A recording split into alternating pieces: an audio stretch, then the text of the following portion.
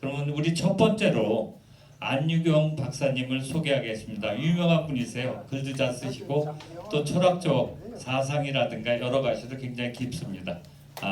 안유경 박사님을 소개하겠습니다. 별일 없지요? 예.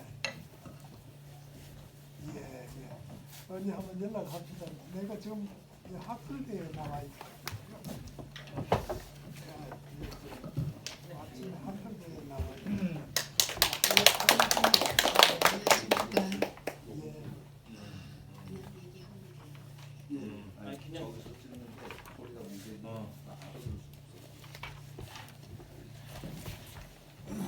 제가 오늘 발표할 부분은 가서 이 학로의 인물성 이론에 대한 내용을 정리해봤어요. 사실 아직까지 하서에 대한 연구가 너무 많죠. 너무 많은데 인물성 동이론에 대한 연구는 이루어지지 않았더라고요. 그래서 물론 이제 유건종 선생님께서 개괄적으로 정리는 했는데 제대로 분석하지 않고 했는데, 그래서 제가 인물성 동이론에 대해서 한번 정리를 해봤습니다. 하서의 인물성 동이론의 특징은 호론 인물성 동이론 논쟁을 전개한 게 이제 호랑 논쟁이라고 하고, 호론과 낭론이 이제 서로 상반되는 이론을 전개를 하는데, 하서 선생님은 호론에 대해서도 수용하고 낭론에 대해서도 수용하고, 또 그걸 뒤집어서 말하면은 호론에 대해서도 비판하고 낭론에 대해서도 비판하고. 그래서 이제 하서의 그 인물성 동이론을 배종호 선생님은 절충론으로 이렇게 설명을 하고 있습니다. 그래서 왜 절충론인지 그 내용을 본문에서 다루어 봤습니다. 거기 앞에 서론 부분에 인물성, 이거 빨리 끝내야 되는 거죠. 아니 천천히 하셔도 됩니다. 네. 근데 이거 책을 편집을 했잖아요. 인용문과 제가 쓴 글을 구분하지 않고 다 연결시켜놔서 어떤 게 인용문인지 어떤 게 글인지, 하저 선생님의 글이 어떤 건지, 물론 주석이 포함 주석이 달려 있어서 여기부터는 하저 선생님의 글이구나, 그렇게 이해를 하시면 되는데, 저야 뭐 제가 썼으니까 알겠지만 여기 계신 분들은 이게 전부 다 이렇게 다 이어져 있어서 인용문을 구분해 줘야 이 글은 하서 선생님의 글이고 논자는 이 글을 이렇게 분석을 했구나, 이렇게 또 구분이 되고, 그리고 또 구분을 해 줘야 누구의 말인지, 하서 선생님의 말인지, 안 그러면 발표자의 말인지 이거를 분리할 수가 있단 말이죠. 근데 이건 다 연결시켜놔서 처음에 죄송합니다. 제가 어떤 이론적에서 쭉 해갖고 이거를 다 논문을 그렇게 만들었습니다. 처음에 읽으신 분들은 조금 그럴 텐데 읽어보시면은 아마 알 수 있을 거예요. 그래서 인물성 동이론에 대해서 간단하게 설명을 하면은, 인물성 동이론은 이제 일명 호락 논쟁이라고도 설명을 합니다. 18세기 이제 기호학파죠. 영남학파와는 상관없이 기호학파 내에서 이제 호론과 낭론으로 중심으로 이제 전개된 이론입니다. 그래서 이게 18세기인데 하서 선생님이 살았던 거는 19세기 말 20세기로까지 이어지면서 이게 호락 논쟁에 대한 이게 그 이론적인 논쟁이 계속 이어진다는 거죠. 하서 선생님은 호락 논쟁에 대해 어느 한쪽에 치우침이 없는 종합적인 절충적인 자세를 취한다는 거죠. 그리고 이제 아까도 얘기했듯이 이거는 호론과 낭론의 주장을 동시에 인정하기도 하고, 또 뒤집어서 호론과 낭론의 주장을 동시에 이제 비판하기도 한다는 거죠. 이것은 하서의 이론이 호론에 부합하는 부분도 있고 또한 낭론에 부합하는 부분도 있다는 이런 말입니다. 그 정도로 하고, 하서 이학로의 인물성 동이론에 대해서 3페이지.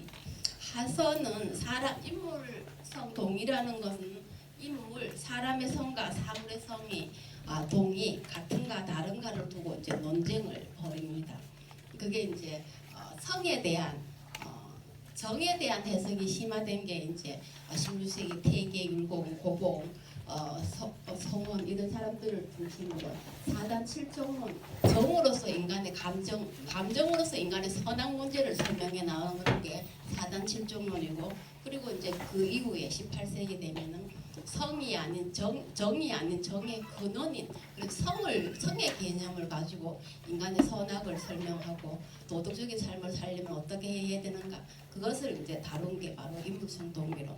그 이후에 이제 19세기로 넘어가면은 심에 대한 성과 정을 포함하는 신통성정, 심이 성과 정을 포함하는 개념이니까 이번에는 심의 개념을 중심으로 인간의 선악의 개념을 설명하려고 했던 게 바로 심설논쟁. 이게 바로 조선유학의 3대 논쟁이라는 거죠.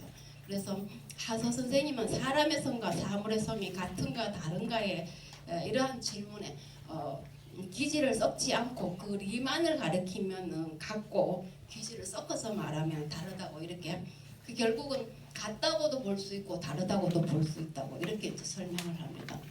그리고 여기 보면은 이 페이지에 이게 또 인용문이어서 인용문을 해서 이게 잘 구분이 안 되는데, 이 페이지 아래쪽은 하서는 인물성 동위론에 대한 자신의 입장을 다음과 같이 설명한다라고 해서 그 다음부터가 이제 이것은 가까운 선배, 이게 인용문인데 여기에서 이제 하서가 인물성 동위론에 대해서 나름 굉장히 고심을 했음을 여기서 알 수가 있다는 거죠. 그러니까 이제 그의 말에 의하면 후배들의 얕은 소견, 후배는 바로 본인이죠. 본인의 얕은 소견으로 어찌 감히 그 인물성 동위론 그 사이에 참견하여 알지도 못하면서 함부로 말하는 잘못을 범하겠는가, 이렇게 겸손을 하죠. 그럼에도 불구하고 이제 여기에 대해서 오랫동안 고심했는 나의 소견을 밝힌다, 이런 식으로 해서 인물성 동위론에 대한 자기의 생각을 드러내고 있습니다. 그리고 4페이지에 가면은 여기서 대개 첫 번째 줄 대개 사람과 사물이 생겨날 때, 이거는 하서 선생님의 문집의 글이죠. 여기서부터 다르다 6번까지가 이제 문집의 글입니다. 그 다음부터 중용의 내용처럼 이건 이제 제가 이 내용에 근거해서 분석한 내용입니다. 그래서 아까도 얘기했지, 리만을 가리키면 사람과 사물은 같고 기를 섞어서 말하면 사람과 사물의 성이 다르다고 이렇게 설명을 합니다. 그래서 리의 입장에서 사람과 사물의 성이 같다고 얘기하는 게 바로 낭론의 주장이고, 기와의 속에서의 사람과 사물의 성이 다르다고 주장하는 게 바로 호론의 주장입니다. 그래서 5페이지 이상의 것은 모두 성리학의 기본 내용이지만 어느 부분에 입각하느냐에 따라서 낭론 혹은 동론이죠. 호론, 이론으로 갈라진다는 것. 낭론처럼 기질을 썩지 않고 다만 성만을 말하면 본연지성만을 가리키면 사람의 성과 사물의 성이 같다는 거죠. 이때의 성은 본연지성이 되는 겁니다. 반면에 호론처럼 기를 함께 말하면 기질 속에서, 왜냐하면 성이라는 것은 우리 육체 속에서 내재됐을 때의 성이라고 얘기하니까 그래서 기와 기를 함께 논하면 기가 원래 천차만별하므로 성도 따라서 다르다. 이때의 성은 기질지성이라는 거죠. 결국은 뒤집어서 말하면 인물성 동위론은 성의 개념을 어떻게 보느냐, 뭘 진정한 성으로 보느냐, 본연지성을 성으로 보려는 게 바로 낭론이었다는 거죠. 그렇지만서도 현실적인 측면에서 기질지성, 현실적인 실제하는 성은 기질지성밖에 없으니까 현실적인 측면에서 성을 보려고 하는 게 바로 호론이었다는 거죠. 그래서 낭론은 본연지성을 성으로 해석함으로써 사람의 성과 사물의 성이 같은 것이라고 보고, 호론은 기질지성을 성으로 해석함으로써 사람의 성과 사물의 성이 다르다고 봅니다. 결국은 낭론과 호론의 분기점은 무엇을 성으로 보느냐, 본연지성을 성으로 볼 것인지 아니면은 기질지성을 성으로 볼 것인지, 이제 요게 이제 인물성 동위론의 개괄적인 내용이죠. 그렇다면은 하서는 사람의 성과 사물의 성이 모두 같다는, 하서는 같다고도 볼 수 있고 다르다고도 볼 수 있는 두 측면을 동시에 논증을 한단 말이죠. 그러면은 같다고 볼 수 있는 논증을 여기 5페이지에 이른바 같다는 것은 이게 이제 하서의 인용물이죠. 주소 9번입니다. 같다는 것은 사람과 사물은 모두 동일한 태극, 미를 가지고 있다. 이렇게 나올 수밖에 없는 거죠. 그리고 그렇기 때문에 6페이지 이처럼 사람과 사물은 모두 비록 형체는 다르지만 서로 그 리는 동일하니 어떤 사물은 온전하고 어떤 사물은 치우치다라고 말할 수 없다는 것을 리의 관점에서 보면은 사람이든 사물이든 모두 동일하다는 것입니다. 이런 측면을 또 인정을 합니다. 하서가. 그러면서도 또 그 밑에 6페이지 그 중간쯤 밑에 보면은 하서는 사람의 성과 사물의 성이 모두 다르다는 이유를 다음과 같이 논증합니다. 이른바 다르다는 것은 하면서 이어지는 게 바로 인용문입니다. 이것이 바로 다르다는 증거이다. 이게 이제 인물성 다르다는 것을 논증하는 이유가 되는 거죠. 그러니까 사람의 성과 사물의 성이 다른 것은 기와 떨어지지 않는다. 기를 겸하여 말하면은 사람의 성과 사물의 성이 다르다는 거죠. 그래서 기를 겸하면은 기의 차이에 따라 성도 달라지기 때문에 사람의 성과 사물의 성이 다르다. 이렇게 이제 또 여기서 같다는 것도 논증하고 다르다는 것도 동시에 이제 논증을 하는 거죠. 그래서 하서는 사람의 성과 사물의 성이 같다는 측면과 다르다는 측면을 동시에 제시를 합니다. 그리고 7페이지 이 때문에 주지 않는 칸은 주석 12번은 요거까지는 주석까지는 하서의 문집의 내용이죠. 그래서 사람의 성과 사물의 성은 같다고도 볼 수 있고 다르다고도 볼 수 있으니 기와 섞지 않고 리만을 말하면 같고 기와 섞어서 함께 말하면 다르다. 이제 이게 일반적인 내용이면서도 하서도 이제 이것을 지지하는 거죠. 그래서 같다는 관점에서도 말하고 다르다는 관점에서도 말합니다. 제가 잘 몰라서 그러는데 질문 하나 해도 되겠습니까? 이 사람하고 사물을 얘기를 하는데 잠깐만. 요거는 발표 끝나고 네, 그리고 표시했다가 저 질문 있으신 분은 저 체크했다가 요 논문 끝나면은 계속 진행해 주세요. 뜬구름없이 인성과 물성은 일반인들이 들으면 잘 이해할 수 없는데 이게 또 철학적인 측면에서는 굉장히 중요한 논쟁이어서 이 학파 간에 대립적으로 300년 이상을 이 논쟁을 두고 치열하게 싸웠단 말이죠. 이게 옳다, 이게 옳다. 이 관점에서 봐야 된다. 이 관점에서 봐야 된다. 그 궁극적인 목적은 무엇이냐라고 했을 때 결국은 인간의 선을 확인하기 위한 하나의 과정이라는 거죠. 사람의 성을 설명하든 사물의 성을 설명하든 이 과정을 통해서 결국은 미발대 인간의 기지가 섞이지 않는 인간의 어떤 그 선악을 설명하는 하나의 통로에서의 하나의 과정으로서 이게 이제 설명이 되고 그것뿐만 아니고 물론 이 세계를 보는 관점, 자연을 어떻게 해석해야 하는가, 인간과 자연, 우리가 살아가는 이 자연을 어떻게 해야 되는가 이런 드러나는 문제들도 같이 겸하고 있다는 거죠. 그래서 8페이지 호론과 낭론에 대한 비판. 여기서 이제 화서는 호론과 낭론을 종합하는 입장에서 이들을 또 동시에 비판한다고 해서 그 만약에 여기서부터 절충했음을 알 수 있다. 이것까지는 하서의 인용글입니다. 그래서 그 인용문에 대해서 제가 동그라미 1, 2, 3, 4, 5 이렇게 해서 분석을 했습니다. 결국은 하서는 호론과 낭론을 동시에 비판합니다.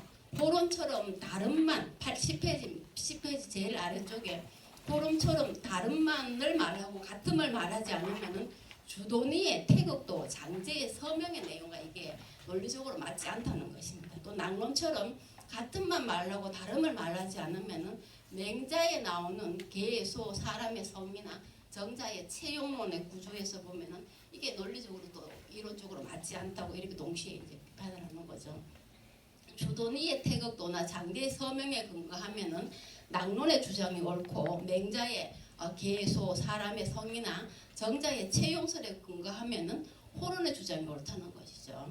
이 때문에 썩지 않고 떨어지지 않는다는 이렇게 이와 같이 이처럼 기와 섞어서 말하기도 하고 또한 기와 썩지 않고 리로서만 말하기도 하는데 이것이 바로 주자가 여러 성현을 개성하여 백가를 절충한 뜻이다. 주자는 양측면을 동시에 말했음을 설명을 하는 거죠. 그리고 그 밑에 나오는 이것은 설명하기 어렵지 않다. 이런 것도 또 다 인용문이죠. 하서는 리가 하나인데 어째서 성이 다른가 이제 이런 질문에 대해서도 이제 이렇게 또 설명을 합니다. 비유로서 계속을 설명합니다. 물에는 뭐 짠물, 단물, 뜨거운 물, 차가운 물이 서로 다르지만은 리는 하나이다 뭐 이런 식으로 해서 이런 내용들을 계속 이제 비유로서 설명을 한다는 거죠. 12페이지 결국 리가 기질 속에 내재하면은 기질에 따라 성이 달라지는 거죠. 이때는 더 이상 하나의 리가 아니라는 거죠. 기질에 따라서 달라지기 때문에 기질에 따라 다른 성이 된다는 거죠. 그렇다면은 처음 하늘이 부여한 하나의 성은 어디에서 볼 수 있겠느냐라는 거죠.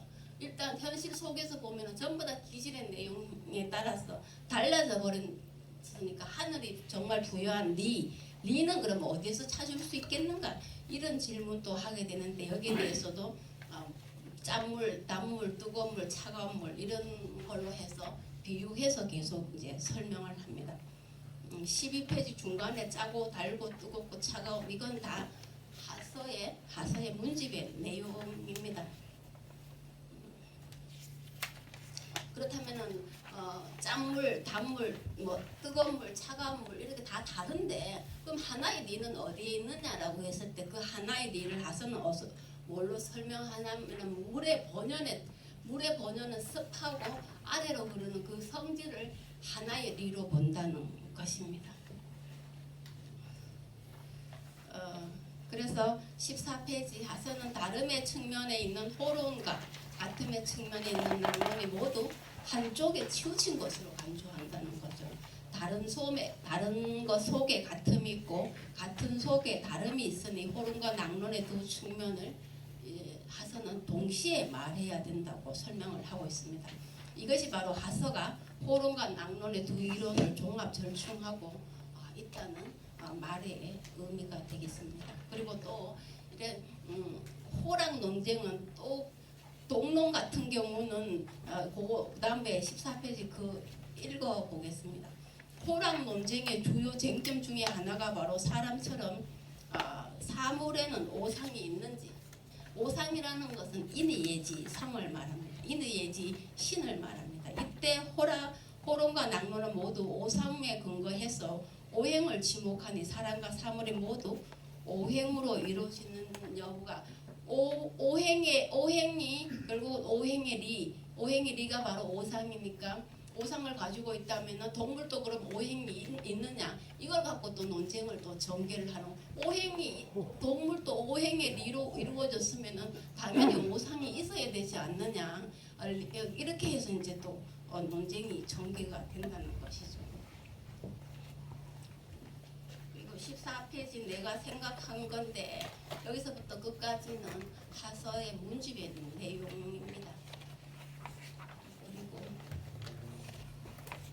17페이지 시간이 얼마 하서가 말하는 성은 호론처럼 기질지성을 말하는 것이 아니라 낙론처럼 본연지성을 말하고 있음을 알 수 있습니다. 결국은 하서는 뒤에 주리론적인 철학자죠.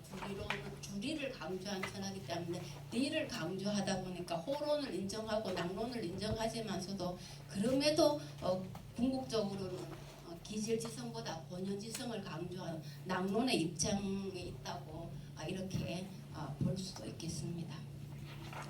그리고 성인의 이게 이제 호랑 논쟁이 뭘로 이어지냐면은 성인의 심과 범인의 심, 범인의 심이라는 우리 같은 일반 사람들의 마음, 성인의 마음과 우리 같은 일반 사람의 마음이 같은가 다른가 이제 이런 문제로 연장이 된다는 거죠.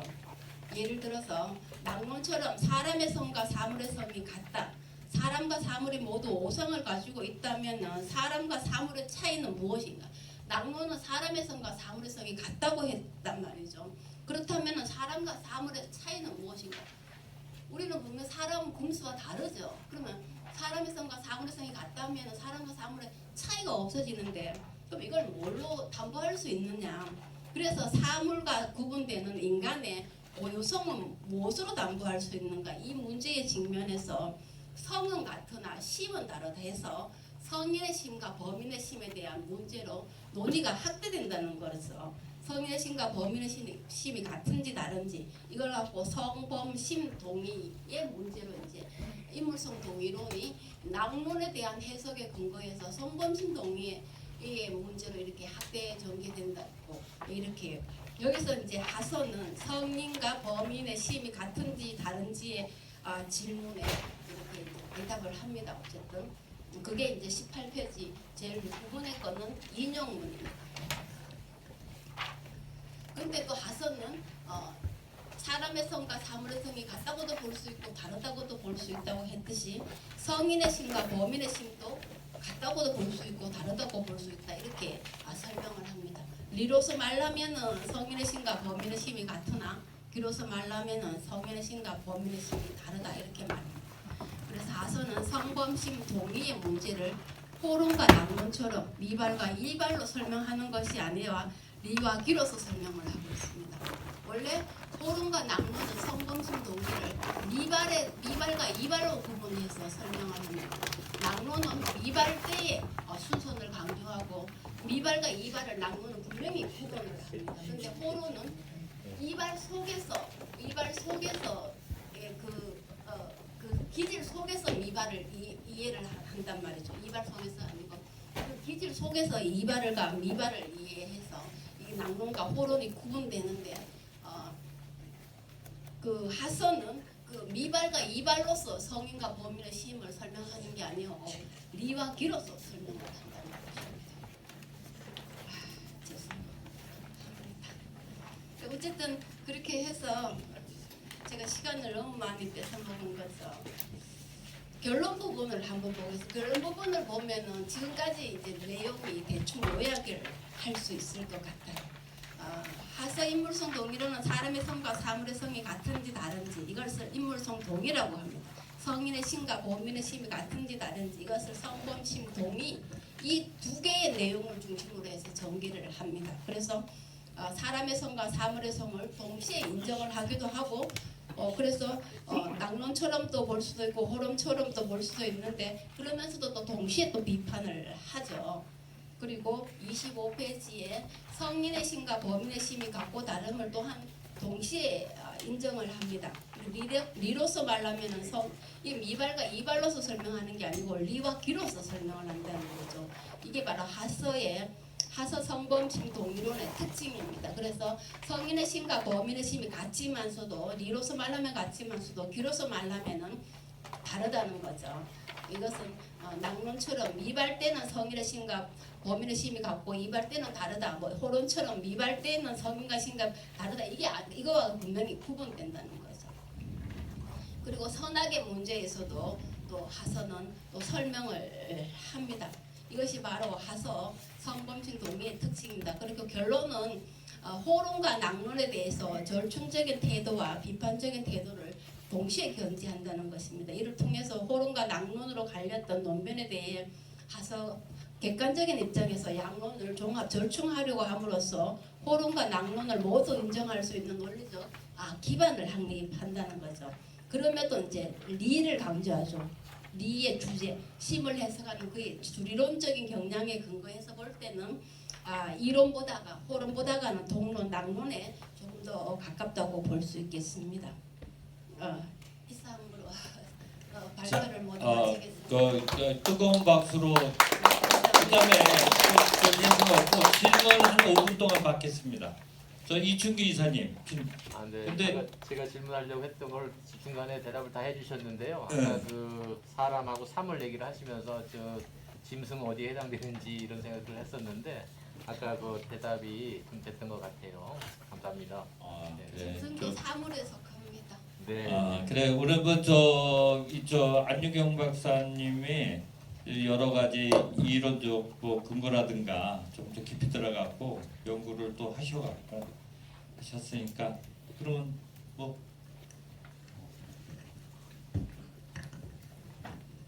시간이 한 2, 3분 남아서 제가 좀 보완 말씀드리겠습니다. 우선 중년부터 먼저 얘기한다면 절충론이라는 것은 굉장히 위험한 용어입니다. 절충론이 아니에요. 근데 많은 사람들이 절충론이라고 얘기를 해요. 화설을. 그거는 절충론이 갖고 있는 거는 자칫하면 양시 양비론하고 똑같아요. 이것도 저것도 아닌 주체성 없는 양면의 종합. 그게 아니에요. 확고한 신념을 갖고 확고한 인식 속에서 철학적 논계를 전개한 게 화서예요. 절충론이 아니라 주리론적 가치관의 입장에서 객관적 합리적 설명을 한 분이에요. 그래서 이 학자들의 절충론에 대해서는 함부로 쓰지 말고 그거에 대한 것도 다시 각주를 내서라도 절충론이 갖고 있는 문제점을 반드시 알아갖고 확고한 인식의 그 입장을 설명하는 게 좋겠습니다. 이건 발표자뿐이 아니라 모든 지금까지 학계의 그 이론에 대한 제 문제 입장이고, 그 다음에 하나만 더 말씀드린다면 지금 갑자기 인물성 동일론이라고 그러니까 굉장히 어렵게 전문적인 걸로 들어가서 그래요. 이제 시대가 흘러가면 퇴계와 고봉은 인간 갖고 얘기한 거예요. 인간. 그래서 인간의 내면에 들어가서 어떤 게 착한 거고 착한 사회를 만들려면 어떡하냐. 이걸 이기론을 갖고 대입시켜서 철저하게 분석한 게 4단 실정론이에요. 그게 시대가 바뀌니까 좀 폭을 넓혔어요. 인간 문제가 아니라 인간과 자연은 같은 거냐, 인간과 동물은 같으냐 다르냐, 이게 인물성 동일론입니다. 그게 호론낭론의 그 호론이라고 하는 남당 한원진과 이 낭론 외암 이간의 논쟁이에요. 그만큼 학문이 깊고 넓어진 거죠. 근데 그거를 퇴계는 정확하게 주기적 입장과 그리고 그 갖고 다름을 자세히 설명한 겁니다. 이게 한말에 와서는 이제 구체화돼 버려요. 넓어진 거에다가 시대까지 연결해서 심론으로 깊어져서 마음을 어떻게 하느냐에 따라서 의병에 나갈 수도 있고 마음이 어떻게 하느냐에 따라서 도피할 수도 있어요. 이런 절박한 시대에서 심론을 따져서 아주 강력한 실천을 촉발시킨 분이 화서 이학로입니다.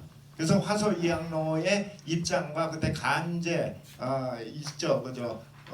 누구죠? 그 개화도로 갔던 전우 이 입장은 노노의 부재기면 불모기정이라 그 지위에 있지 않으면은 그 정치나 이런데 관여 안 해도 된다.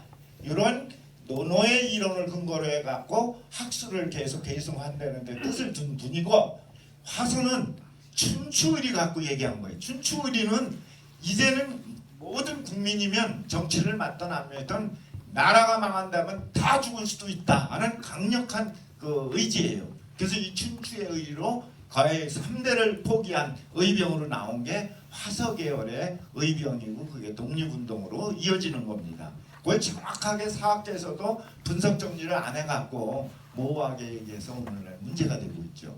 그래서 이 대한민국의 건국은 화서 이학로의 제자 면함 최익현 선생님, 그분이 이제 포천 분이에요. 포천에서 이제 지금 청양으로 다 이제 확대되고 있습니다만, 또 한 분이 이 면함 뒤에 의암 유인석 선생님, 그분이 제천 자양영당에 있는 분이에요.